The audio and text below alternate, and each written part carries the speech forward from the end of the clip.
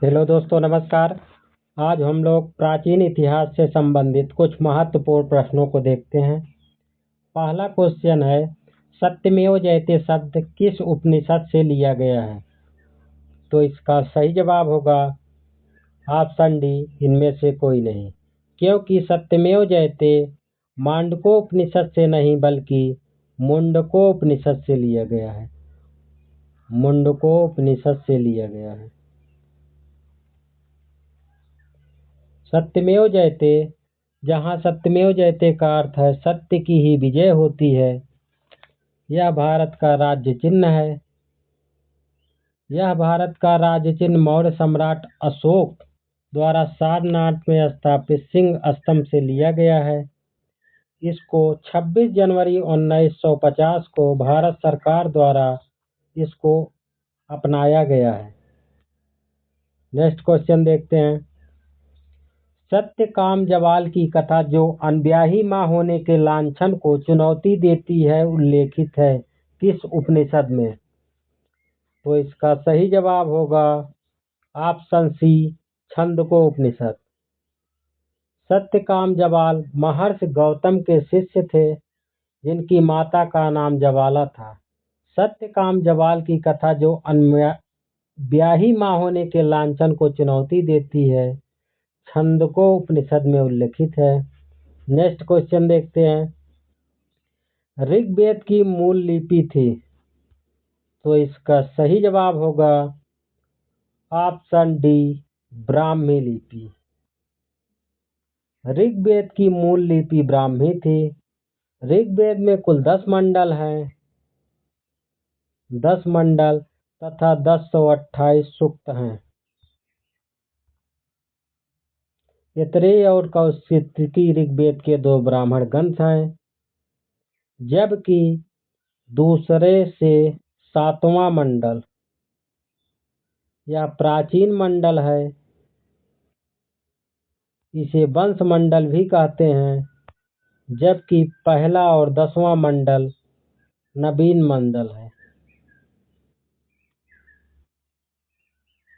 Next question देखते हैं। Avesta और ऋग्वेद में समानता है। अवेस्ता किस क्षेत्र से संबंधित है? तो इसका सही जवाब होगा ऑप्शन बी, ईरान से। अवेस्ता और ऋग्वेद में समानता है, वहीं अवेस्ता ईरान से संबंधित है। नेक्स्ट क्वेश्चन देखते हैं। ऋग्वैदिक काल के प्रारंभ में निम्न में से किसे महत्वपूर्ण मूल्यवान संपत्ति समझा जाता था? तो इसका सही जवाब होगा ऑप्शन बी, गाय को।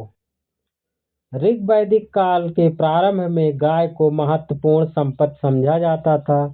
ऋग्वेद के कुछ सूक्तों में गाय को देवता के रूप में भी कल्पित किया गया है। ऋग्वेद में इसे अघन्या भी कहा गया है। गाय को अघन्या कहा गया है। अघन्या का मतलब जो ना मारे जाने वाला हो। नेक्स्ट क्वेश्चन देखते हैं। प्राचीन भारतीय समाज के प्रसंग में निम्नलिखित शब्दों में से कौन सा शब्द शेष 3 के वर्ग में नहीं आता? अर्थात 3 में समानता है और एक उससे भिन्न है। तो इसका सही जवाब होगा ऑप्शन सी, कोश। प्राचीन भारतीय समाज के संबंध में कुल, वंश, गोत्र तीनों परिवार से संबंधित थे। वहीं कोश का मतलब भंडार से था, जैसे राजकोष। नेक्स्ट क्वेश्चन देखते हैं।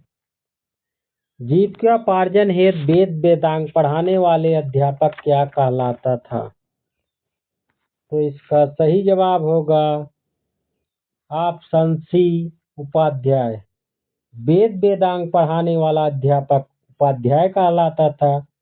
अब वहीं आचार्य किसे कहा जाता था? तो गुरुकुल की स्थापना करके अपने शिष्यों को जो पढ़ाता था और कोई फीस नहीं लेता था, किंतु शिष्य के द्वारा दी गई दक्षिणा स्वीकार कर लेता था, वह आचार्य कहलाता था। वहीं अधर्वयु किसे कहा जाता है? अधर्वयु वैदिक काल में वैदिक यज्ञ से संबंधित थे। अधर्वयु द्वारा वैदिक यज्ञ का संपादन किया जाता था। वैदिक यज्ञ पुरोहित पुरोहित का कार्य कर्मकांडों से संपादित करना था। पुरोहित कर्मकांड से संबंधित थे। नेक्स्ट क्वेश्चन देखते हैं। गौतम बुद्ध का जन्म कब हुआ था? तो इसका सही जवाब होगा ऑप्शन ए 563 ईसा पूर्व। गौतम बुद्ध का जन्म 563 ईसा पूर्व में कपिलवस्तु के निकट लुम्बिनी नामक ग्राम में हुआ था। इनके बचपन का नाम सिद्धार्थ था। ज्ञान प्राप्ति के बाद ये बुद्ध कहलाए। इनके पिता का नाम शुद्धोधन तथा माता माया देवी। नेक्स्ट क्वेश्चन देखते हैं। गौतम बुद्ध की माँ किस वंश से संबंधित थे? तो इसका सही जवाब होगा ऑप्शन डी कोली वंश। गौतम बुद्ध की माता का नाम माया देवी था, जो कि कोली वंश से संबंधित थे। नेक्स्ट क्वेश्चन देखते हैं। निम्नलिखित में से किस राजवंश के अभिलेख से परंपरा का समर्थन हुआ है कि लुम्बिनी शाक्यमुनि बुद्ध का जन्म स्थान था? तो इसका सही जवाब होगा ऑप्शन ए मौर्य वंश। मौर्य वंश के शासक अशोक के रुम्मिनदेई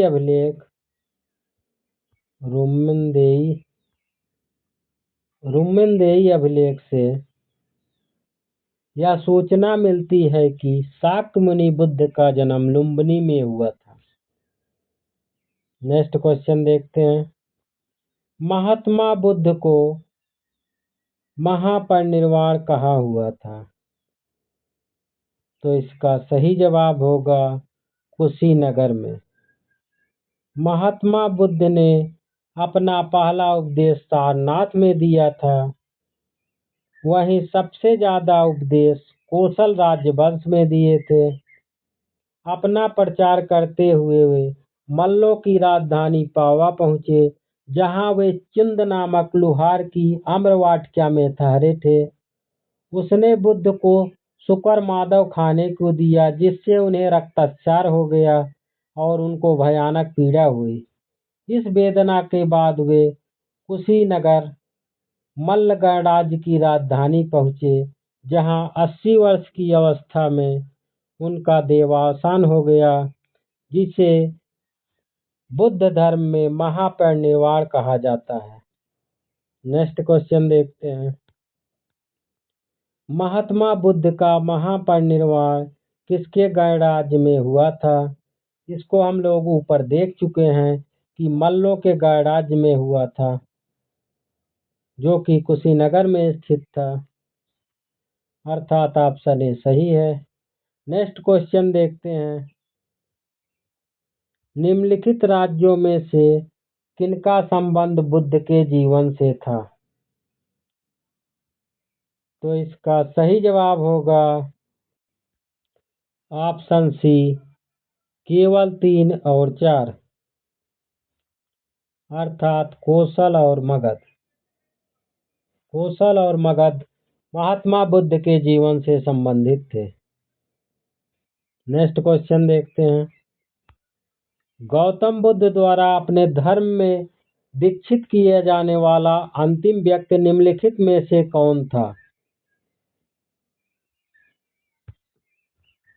तो इसका सही जवाब होगा ऑप्शन डी सुभद्र। अपने जीवन के अंतिम वर्ष में गौतम बुद्ध ने अपने शिष्य चुंद के यहाँ पावा पहुंचे, जहां फिर वे पावा से कुशीनगर चले गए। यहीं पर सुभद्र को उन्होंने अंतिम उपदेश दिया था। नेक्स्ट क्वेश्चन देखते हैं। बुद्ध ने अपने जीवन का अंतिम वर्षा ऋतु कहाँ बिताई थी? तो इसका सही जवाब होगा ऑप्शन बी, वैशाली में। बुद्ध ने अपने जीवन का अंतिम वर्षा ऋतु वैशाली में बिताई थी। नेक्स्ट क्वेश्चन देखते हैं। अलार कलाम कौन थे? तो इसका सही जवाब होगा ऑप्शन डी, बुद्ध के गुरु। नेक्स्ट क्वेश्चन देखते हैं। महात्मा बुद्ध ने अपना पहला धर्म चक्र प्रवर्तन किस स्थान पर दिया था? यह क्वेश्चन बार बार रिपीट हुआ है भिन्न भिन्न एग्जामों में। इसका सही जवाब होगा ऑप्शन बी, सारनाथ में।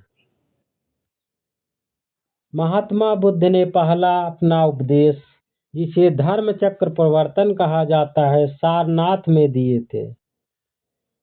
6 वर्ष की कठिन तपस्या के बाद 35 वर्ष की अवस्था में वैशाख पूर्णिमा की रात में पीपल वृक्ष के नीचे, ये भी पूछा जाता है इनको ज्ञान किस वृक्ष के नीचे ज्ञात हुआ था? तो इसका सही जवाब होगा पीपल वृक्ष के नीचे ज्ञान की प्राप्ति हुई थी। ज्ञान प्राप्ति के बाद ये बुद्ध कहलाए थे। नेक्स्ट क्वेश्चन देखते हैं। बुद्ध कौशाम्बी किसके राज्यकाल में आए थे? तो इसका सही जवाब होगा ऑप्शन बी, उदयन। महात्मा बुद्ध वत्सराज उदयन के शासनकाल में कौशाम्बी आए थे। वहां उन्होंने 9वां विश्राम किया। कौन सा विश्राम था? यह उनका 9वां विश्राम था। नेक्स्ट क्वेश्चन देखते हैं। सप्तपाणी गुफा स्थित है? तो इसका सही जवाब होगा ऑप्शन सी, राजगीर में। राजगीर बिहार के नालंदा जिले में स्थित है। राजगीर की वैभरा पहाड़ियों पर, किस पहाड़ी पर स्थित है? वैभरा पहाड़ी पर, वैभरा पहाड़ियों पर सप्तपाणी गुफा स्थित है, जो कि बिहार में है। बिहार में स्थित है। नेक्स्ट क्वेश्चन देखते हैं। बुद्ध के जीवन की 4 घटनाओं और उनसे संबद्ध 4 स्थानों को नीचे दिया गया। स्तंभ 1 और स्तंभ 2 का मिलान करना है।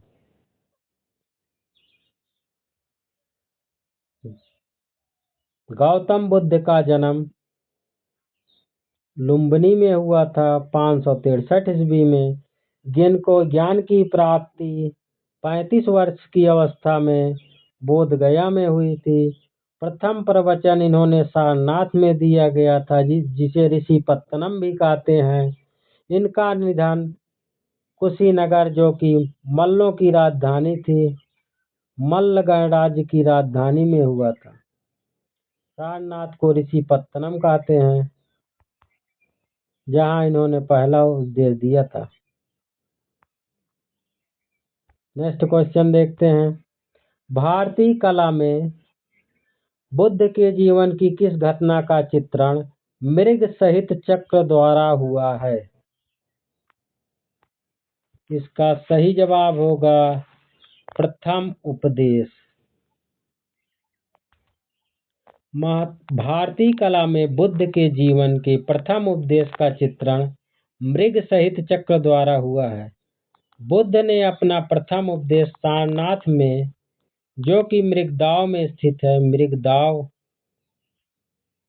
इसे हरिर वन कहते हैं, हरिर वन में दिया था। मृगदाव जिसे हरिर वन कहते में दिया था। नेक्स्ट क्वेश्चन देखते हैं। सूची फर्स्ट का सूची सेकंड से मिलान करना है।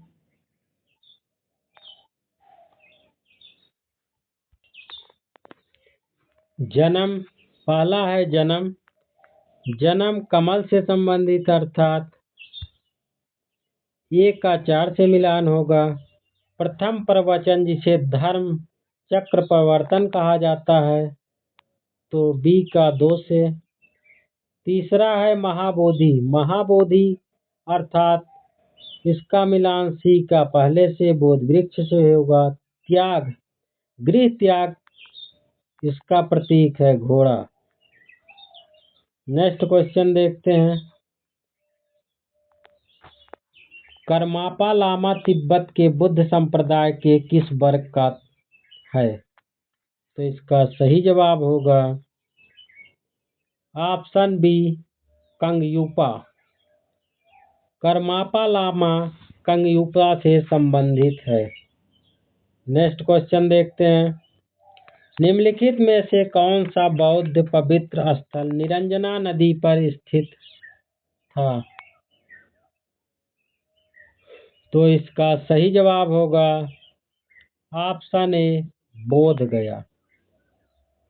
बोध गया निरंजना नदी पर स्थित है, जहां बुद्ध को सर्वप्रथम ज्ञान की प्राप्ति हुई थी, जिसका आधुनिक नाम फाल्गु नदी है। यदि पूछा जाए कि गौतम बुद्ध का ज्ञान की प्राप्ति किस वृक्ष के नीचे हुई, तो इसका जवाब होगा पीपल। और किस नदी पर ज्ञान की प्राप्ति हुई, तो इसका जवाब होगा निरंजना नदी। नेक्स्ट क्वेश्चन देखते हैं। निम्नलिखित में से कौन बुद्ध के जीवन काल में ही संघ का प्रमुख होना चाहता था? बुद्ध के जीवन काल में ही संघ प्रमुख बनना चाहता था, तो इसका सही जवाब होगा ऑप्शन ए, देवदत्त। देवदत्त बुद्ध का चचेरा भाई था। बुद्ध का चचेरा भाई देवदत्त था। वह बौद्ध संघ में बुद्ध को हटाकर स्वयं संघ का प्रधान बनना चाहता था, किंतु वह सफल नहीं हो सका। नेक्स्ट क्वेश्चन देखते हैं। गौतम बुद्ध के बारे में निम्नलिखित में से क्या सत्य है? तो इसका सही जवाब होगा वे कर्म में विश्वास करते थे। सही है। आत्मा का शरीर में परिवर्तन मानते थे। सही है। निर्वाण प्राप्ति में विश्वास करते थे। ये भी सही है। ईश्वर की सत्ता में विश्वास करते थे। यह गलत है, क्योंकि बौद्ध धर्म अनीश्वरवादी है। नेक्स्ट क्वेश्चन देखते हैं। बौद्ध संघ में भिक्षुणी के रूप में स्त्रियों के प्रवेश की अनुमति बुद्ध द्वारा दी गई थी, तो इसका सही जवाब होगा ऑप्शन बी, वैशाली में। अपने प्रिय शिष्य आनंद के कहने पर बुद्ध ने वैशाली में स्त्रियों को बौद्ध संघ में भिक्षुणी के रूप में प्रवेश की अनुमति प्रदान की। बौद्ध संघ में सर्वप्रथम शामिल होने वाली स्त्री महाप्रजापति गौतमी थी। महाप्रजापति गौतमी थी।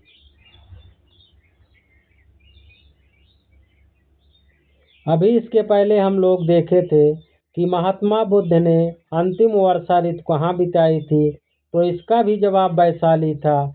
अब दूसरा क्वेश्चन है कि बौद्ध संघ में भिक्षुणी के रूप में स्त्रियों के प्रवेश की अनुमति बुद्ध द्वारा कहाँ पर दी गई, तो इसका भी जवाब वैशाली होगा। नेक्स्ट क्वेश्चन देखते हैं। त्रिपिटक क्या है? तो इसका सही जवाब होगा ऑप्शन डी, बुद्ध के उपदेशों का संग्रह। बुद्ध के द्वारा जो उपदेश दिए गए हैं उनका संग्रह जो है वही त्रिपिटक कहलाता है। इनमें तीनों पिटक में विनय पिटक एक है। विनय पिटक जिसमें संघ संबंधी नियम और आचार दिए गए हैं, वहीं दूसरा है सुत्त पिटक जिसमें धार्मिक सिद्धांत हैं। तीसरा है अधिधम्म पिटक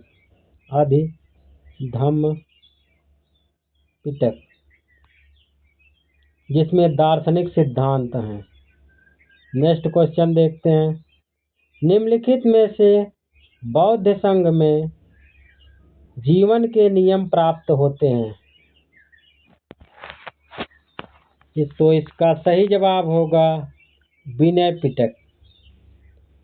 बौद्ध संघ के जीवन के नियम विनय पिटक से प्राप्त होते हैं, जो कि त्रिपिटक का एक भाग है। नेक्स्ट क्वेश्चन देखते हैं। निम्न में से किस बौद्ध साहित्य में महात्मा बुद्ध के नैतिक एवं सिद्धांत संबंधित प्रवचन संकलित हैं? तो इसका सही जवाब होगा ऑप्शन डी, सुत्त पिटक। नेक्स्ट क्वेश्चन देखते हैं। अशोकाराम विहार निम्नलिखित में से किस स्थान पर स्थित है? तो इसका सही जवाब होगा ऑप्शन बी, पाटलिपुत्र। प्रसिद्ध बौद्ध ग्रंथ महावंश के अनुसार मौर्य शासक अशोक ने पाटलिपुत्र में अशोकाराम विहार को निर्मित कराया था। अशोकाराम विहार का निर्माण अशोक द्वारा कराया गया था, अशोक द्वारा, जो कि मौर्य वंश का शासक था।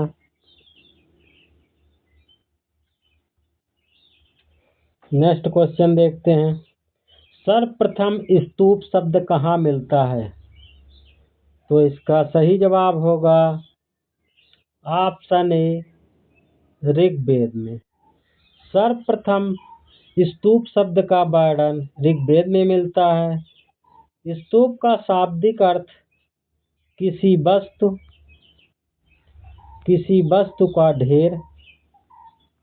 ढेर है। स्तूप का विकास भी संभवतः मिट्टी के ऐसे चबूतरे से हुआ जिसका निर्माण मृतक चिता के ऊपर तथा मृतक की चुनी हुई अस्थियों को रखने के लिए किया जाता था। नेक्स्ट क्वेश्चन देखते हैं।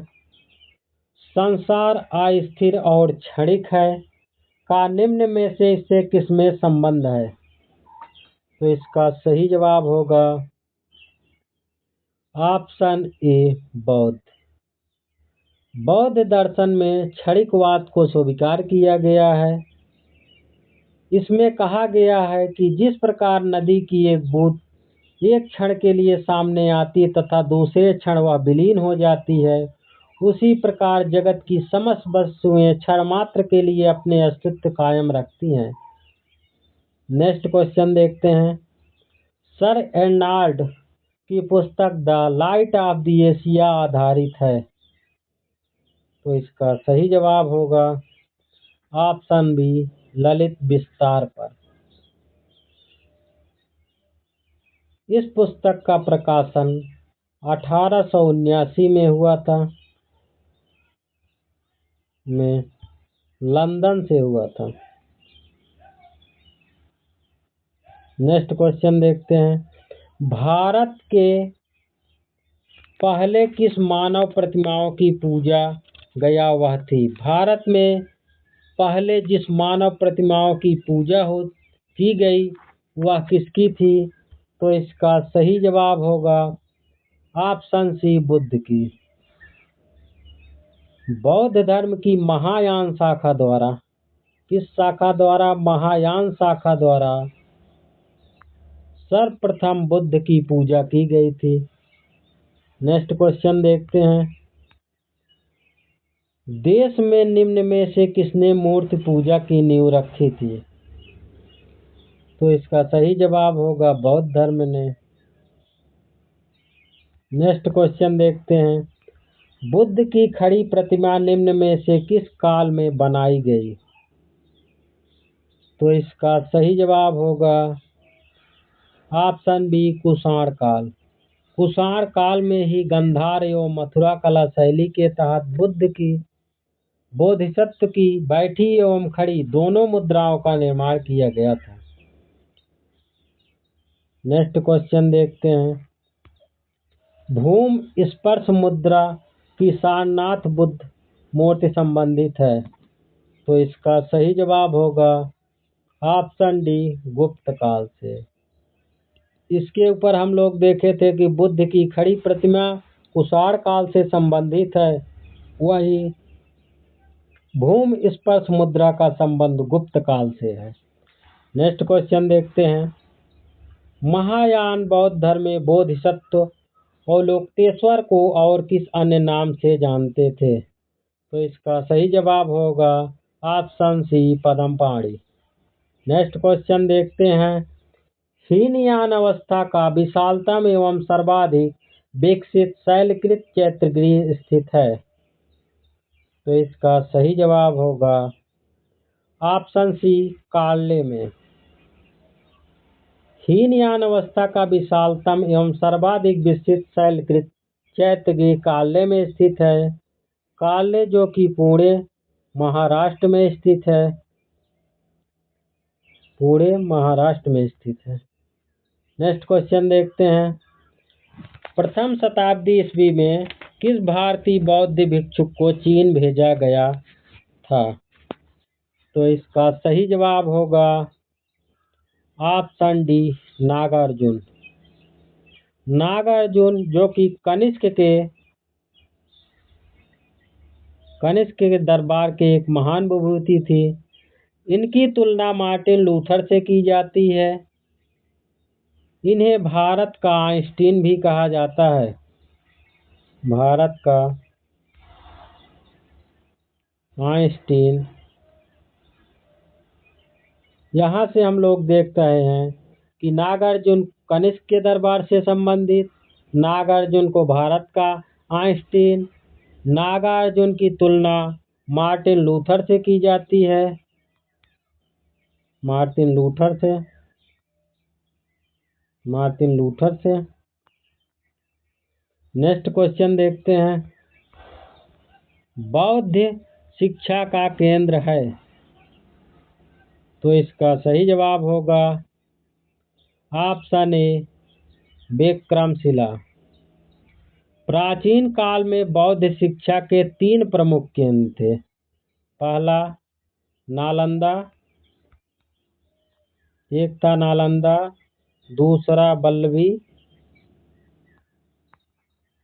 तीसरा था विक्रमशिला।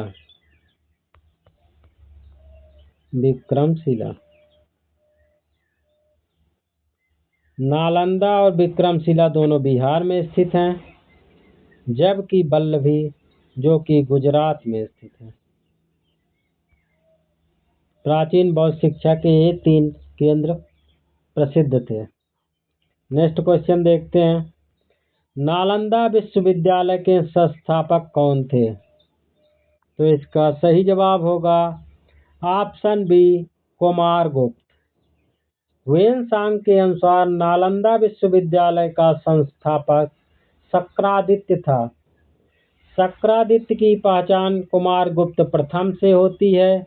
इनकी प्रसिद्ध उपाधि महेंद्रादित्य थी।